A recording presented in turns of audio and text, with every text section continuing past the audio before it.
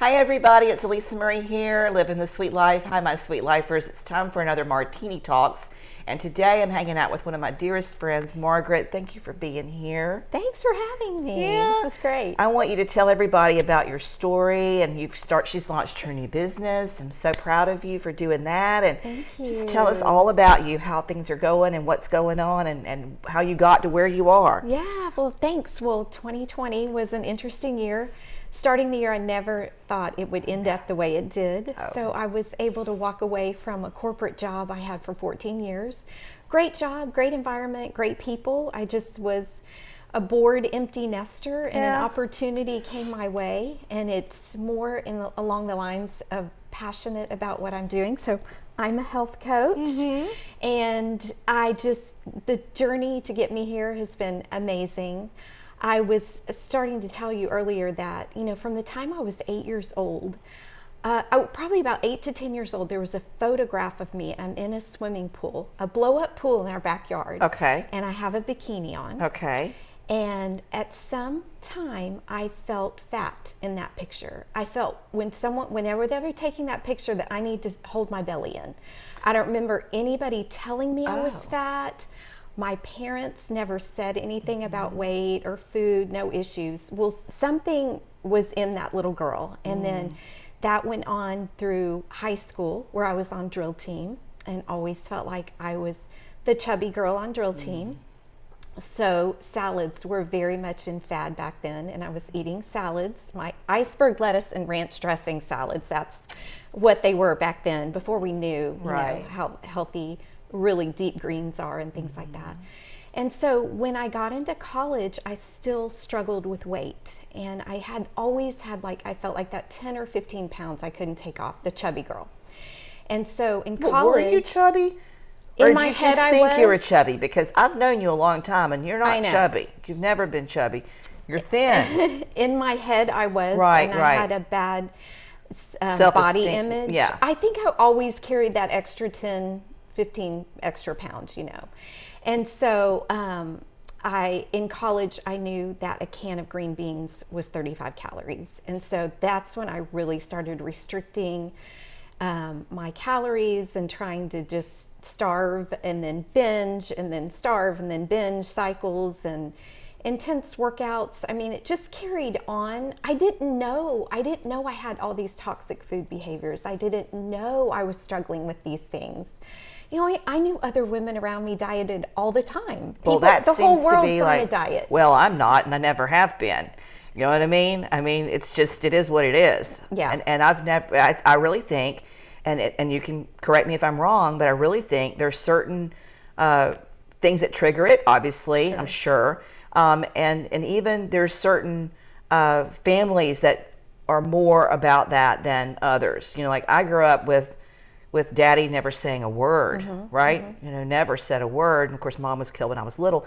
And mother, before that, they used to say, and they always say, you look just like your mom. Mother, was always with big boobs and curvaceous. And, whenever she's pregnant, she was pregnant. And then whenever she was not pregnant, she was not pregnant. But there was never discussion about that. We didn't have weighed scales in our house. We didn't go.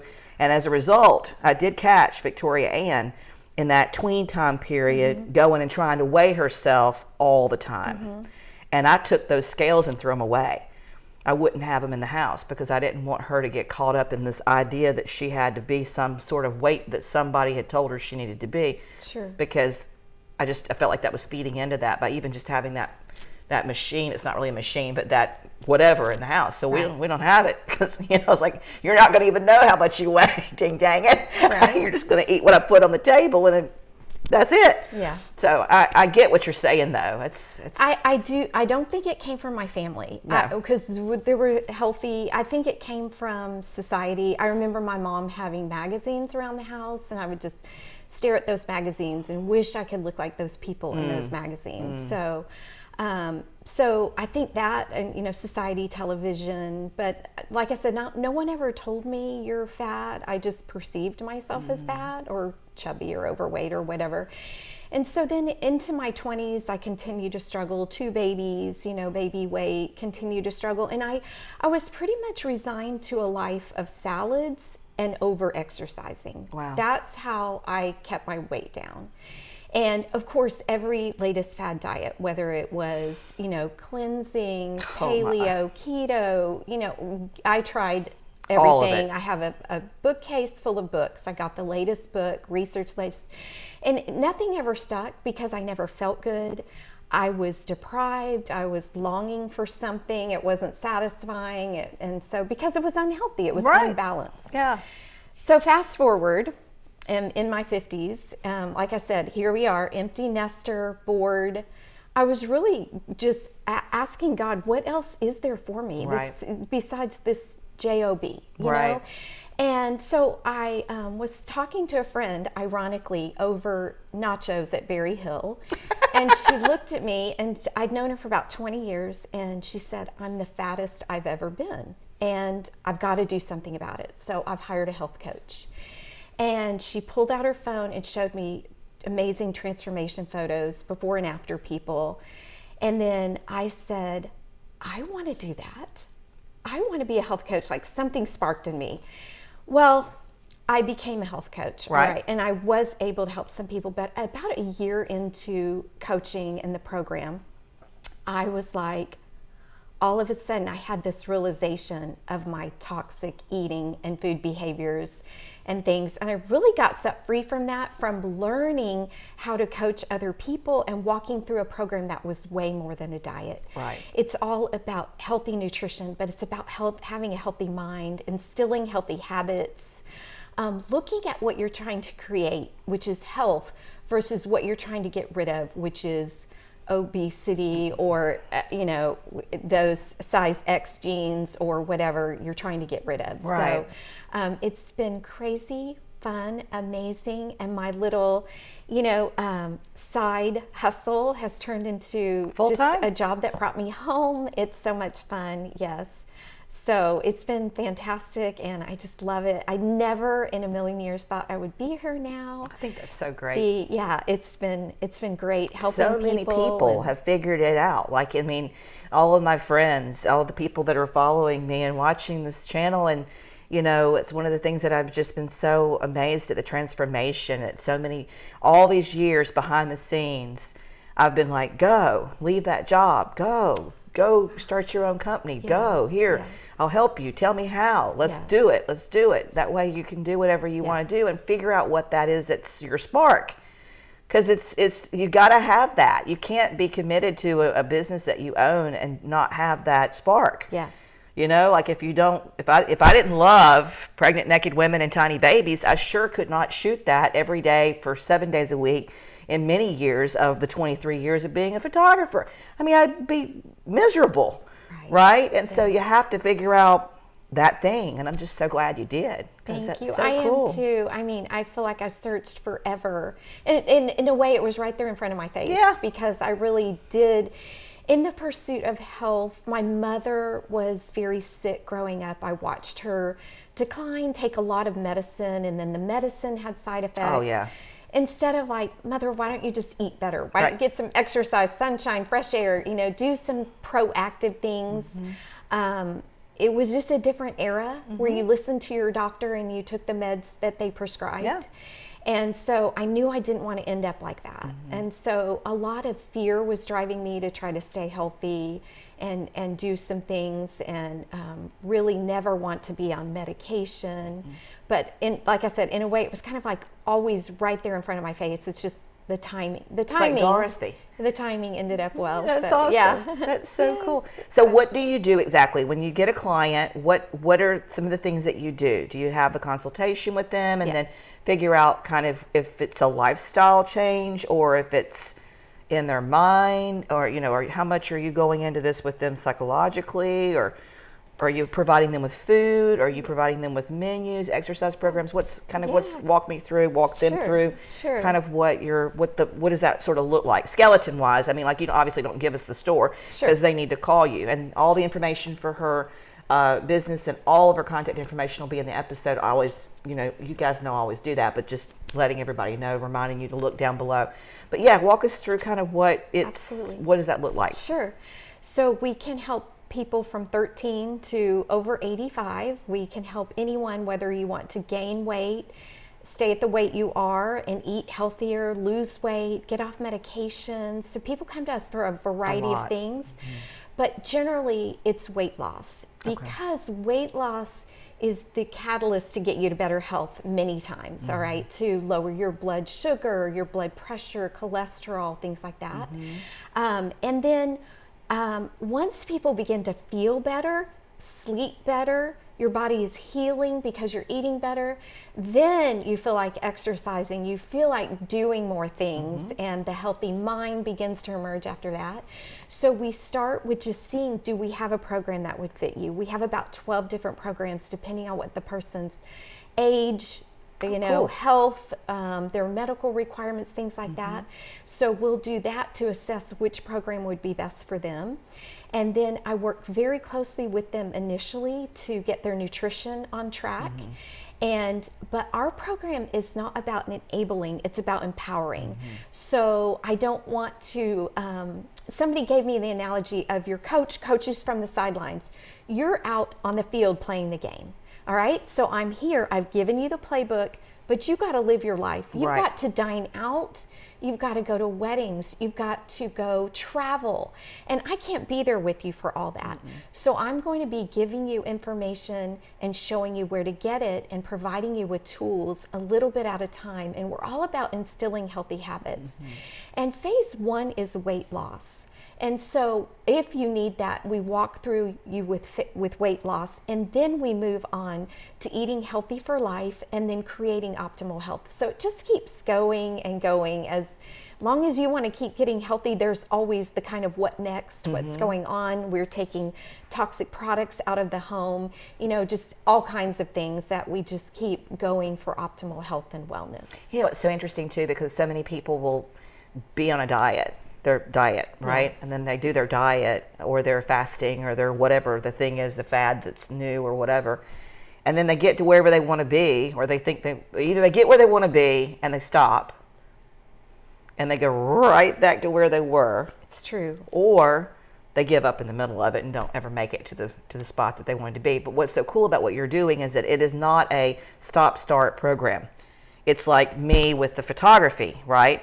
You start out pregnant and you bring me the babies, and then they keep coming, and then they get bigger, and then they keep coming, and they keep coming, and then they get to graduate, and then they go off and get married, and I do the wedding, and then it's a constant relationship with your client. It's not like you do this one thing and then it's over. Sure. And I like that, because it's really, if you've got somebody that you've been hanging out with and they saw you when you were 400 pounds and they've helped you go down to a healthy weight, you don't want them to abandon you, right? You need to have them still be with you, and not necessarily every day or however often you meet with your clients, but you definitely need to maintain that relationship, because there's so many more things you can help offer them to help them stay where they need to be. They can't just be left and that, okay, we're done.